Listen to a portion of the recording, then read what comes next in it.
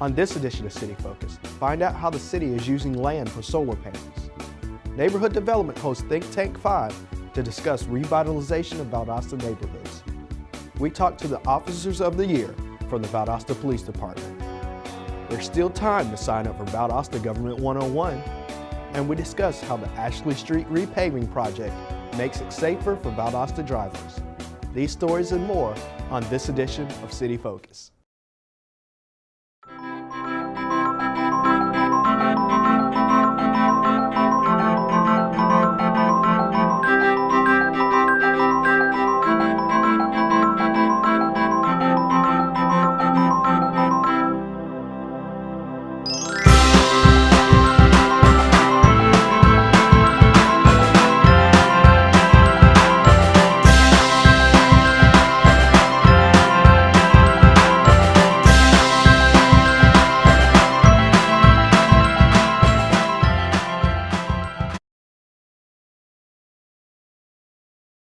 Welcome to City Focus. I'm Marcus McConico, the media coordinator for the City of Valdosta.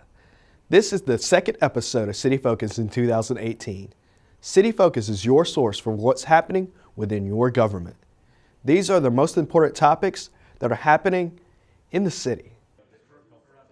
The Valdosta Police Department welcomes Hope, its new therapy dog, to the department. Hope is going to become a certified therapy dog, and she was rescued from the Humane Society down in Brevard County, and the Sheriff's Department down there trains dogs to be therapy dogs and support companions and stuff. So she was getting a new lease on life. Jones is now bonding with Hope, then will take classes in order to certify the dog. Right now we're just getting the bonding period going and stuff, and kind of introducing her to new situations slowly. She's such an awesome dog, you couldn't help but fall in love with her. Jones's love for dogs makes her the perfect member of the department to take on this task. It's something I've always wanted done. I've kind of researched therapy dogs off and on, and I'm a person that's grown up with dogs. So at 5 years old, I used to walk the neighbors' dogs and stuff, so to actually be able to have one come to work with me every day and everything is just an awesome experience. For more information, contact the Valdosta Police Department. The Georgia Department of Transportation has worked on resurfacing Ashley Street in Valdosta. The Department of Transportation has put this road on the list of roads to be resurfaced. When they come in to resurface, they'll mill it down inch and a half, then put a new layer of asphalt on top. The purpose for doing this is to preserve the undermining of the roadway. So the base is still intact. So if the base is still in good shape, they can just come in and, like I said earlier, put a new level of asphalt on top, and that way we get more life out of the road. The city is grateful for the state completing these projects, helping to maintain an important local road. On average, since I've been with the city, they usually come around just about every 7 years to do a resurfacing project. I guess their studies have shown that if they go ahead and resurface it every 7 years, they would not have to do major repairs to the base. Like I said earlier, if the base is still in good shape, that means the bottom layer of the clay and asphalt up underneath, if it's still in good shape and they don't have to go down and cut it out and repair it, that's less funds that they have to spend on the road. So by them coming through resurfacing every 7-8 years, it's in fact saving the taxpayers of Georgia and the taxpayers of Valdosta money. Not only do residents save on local taxes, but they also get a safer drive through town. It makes the roads a lot smoother, better ride, less wear and tear on your vehicles. Then they would come in, they'll re-stripe the roads with new thermal, which will make it brighter and more visible at night and in rainy weather. For more information, contact the Traffic Management Division.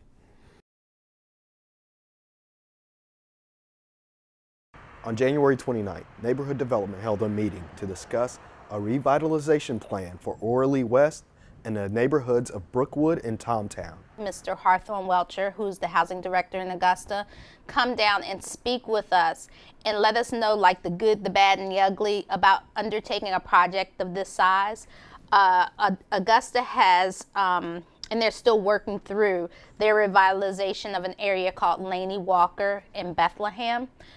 It's an area of Augusta that was once a thriving community, and over the years, deterioration and substandard housing and all of the different issues that all of the communities deal with when it comes to a deteriorating community was faced with. And they have, through a phased revitalization, have brought back several areas of Augusta to where now it's once again a thriving area and people are wanting to relocate and come back into those areas. So I thought that it would be really good to have someone come and to speak to our community to let us know what type of undertaking we're about to jump upon, because it's not going to be a quick fix. It's not something that's going to happen overnight. It's something that we're not going to do all at one time. So he can be there to kind of answer the questions that we can't necessarily answer ourselves because we really haven't taken on a project such as this. If residents were unable to make the meeting, you still have a chance to give your input. We want to make sure that everyone has the opportunity to speak about what they see for that community.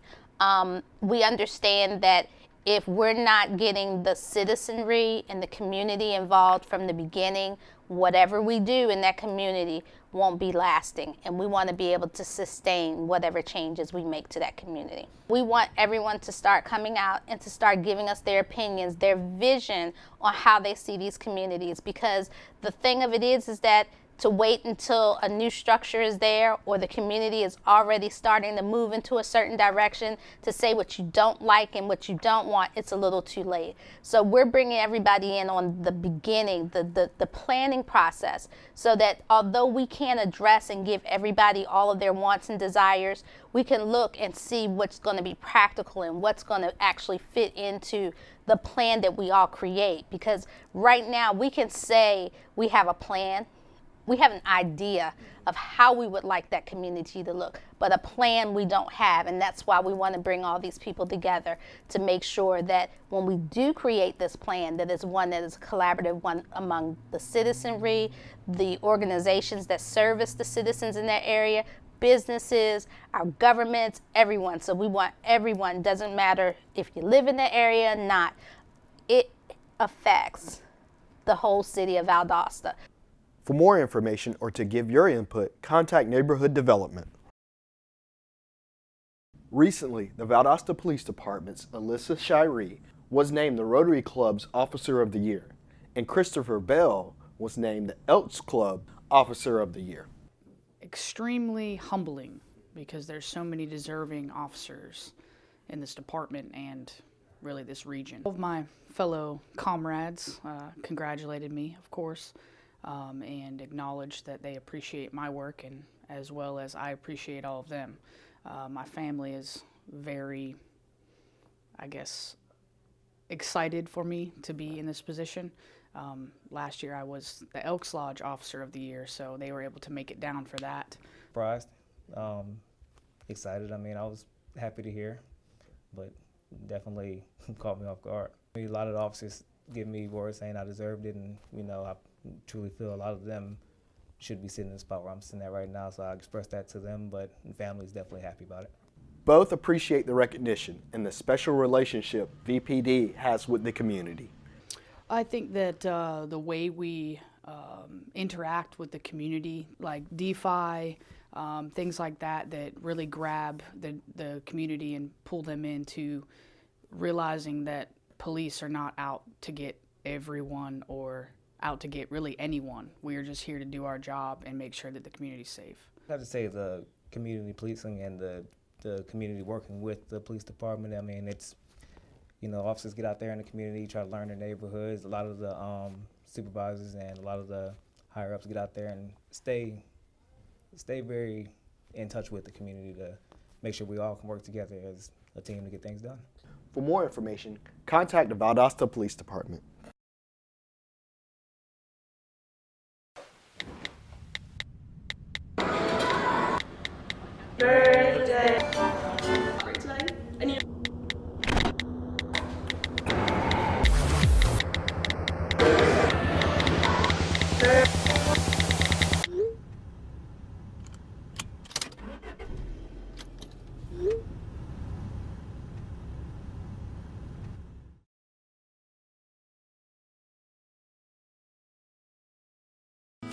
Come out to the South Georgia Film Festival March 2nd, 3rd, and 4th on the campus of Valdosta State University.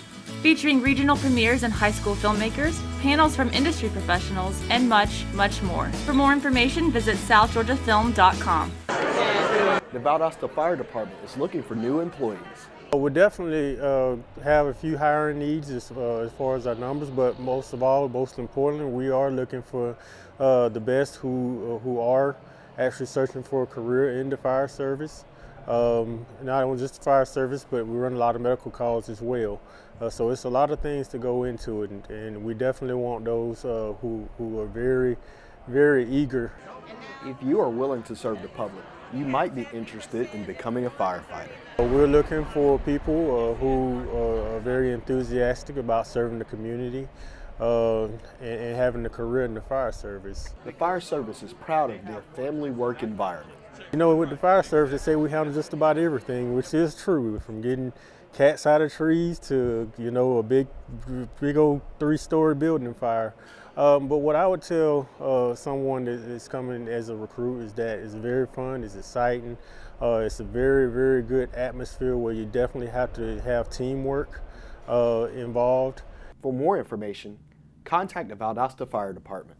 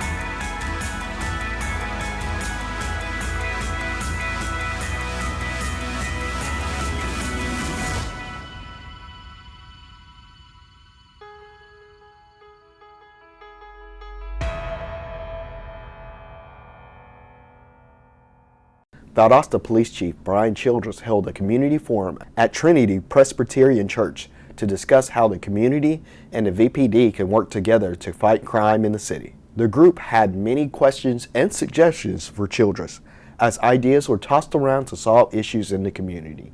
The VPD holds these types of forums quarterly and at various areas of the city in order to get more citizens involved. VPD believes in the idea of community policing and will continue to work with citizens in order to improve the city in every way.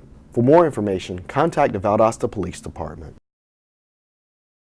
The Valdosta Youth Council met on January 25th for its regularly scheduled monthly meeting. Beth DeLoach Meeks spoke with the group about Georgia Grown and the produce that is grown in the state of Georgia. The council also enjoyed healthy snacks before and after the council meeting. These go along with the council's initiative of a more active and healthy community. The group also discussed their upcoming trip to the state capitol and future community service opportunities. For more information on the Valdosta Youth Council, like their Facebook page. Mayor John Gale and Utilities Director Darrell Muse honored Backflow Prevention Program Coordinator Ronnie Lancaster as the January 2008 Employee of the Month at the January 11th City Council meeting. Lancaster has been employed for 19 years with the Utilities Department. Recently, he took on the additional position of Fats, Oils, and Grease Coordinator, expertly handling both positions while the city searched for a new coordinator. The City of Valdosta applauds Lancaster for his dedication and work ethic for being the January 2018 Employee of the Month. By having solar panels placed on city-owned property that has no higher use or value and that generates no tax revenue, such as land adjacent to the wastewater treatment plant, insert landfill, and state prison, the city is using this land to its advantage, contracting with Hannah Solar. The innovative city now has 9 solar photovoltaic installations. 7 were installed between November 2016 and December 2017, and all were built at no cost to taxpayers. The city now generates enough electricity for up to 6,300 homes. That power can be used locally or in surrounding communities. The panels at Mud Creek and Withlacoochee wastewater treatment plants directly offset the city's annual electric costs by nearly $35,000. Valdosta Lowndes County residents have until January 31st to apply for one of the 6 city appointments to serve on a board, commission, authority, or advisory committee. Valdosta Historic Preservation Commission, 3 appointments. Valdosta Housing Board of Adjustments and Appeals, 2 appointments. Valdosta Tree Commission, 1 appointment to fill an expiring term. City Council will vote on the new appointments at their February 8th City Council meeting. For more information, contact Valdosta City Clerk Teresa Bolden at 229-259-3503.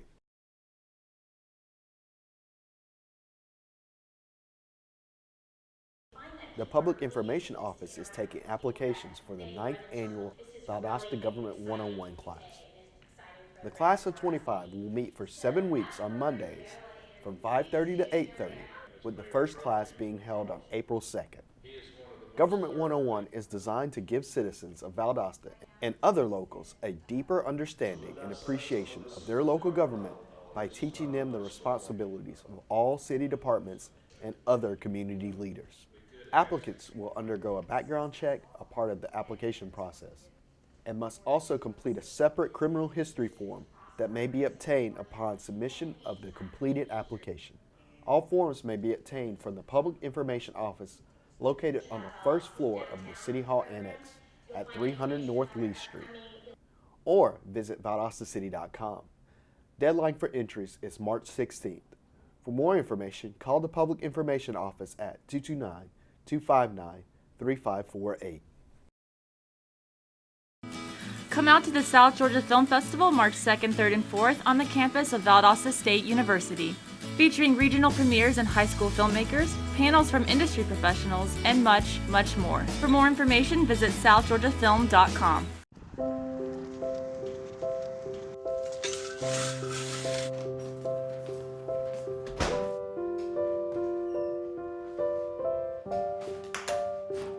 I like to eat apples and bananas. I want to eat apples and bananas. I need to eat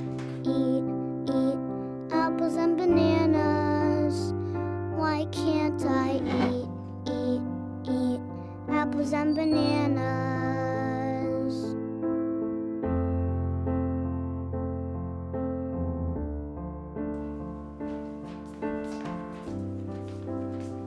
Support the Feeding America nationwide network of food banks to help provide meals to those in need.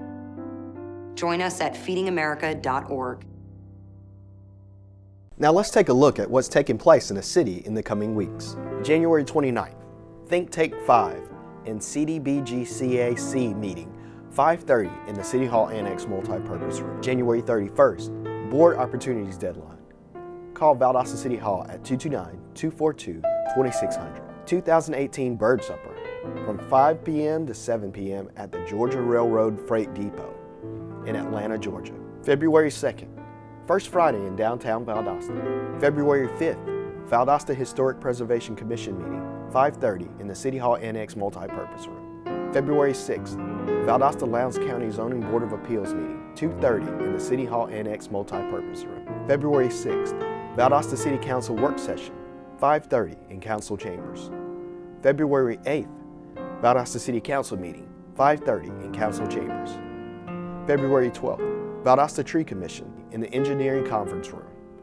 February 13th, Central Valdosta Development Authority Board Meeting, 5 p.m. in the City Hall Annex Multipurpose Room. February 15th, Public Art Advisory Committee Meeting, 11:30 at the Turner Center for the Arts. February 16th, Georgia Arbor Day Community Event at 10 a.m. February 19th, Keep Lowndes Valdosta Beautiful Board Meeting, 5:30 in the City Hall Annex Multipurpose Room. To stay informed of what's happening in the city, sign up for the weekly e-news blast at valdostacity.com/public-information or call Public Information Officer Samantha Matthews at 229-259-3548. Each quarter, the city releases opportunities to serve on a board, commission, authority, or advisory committee.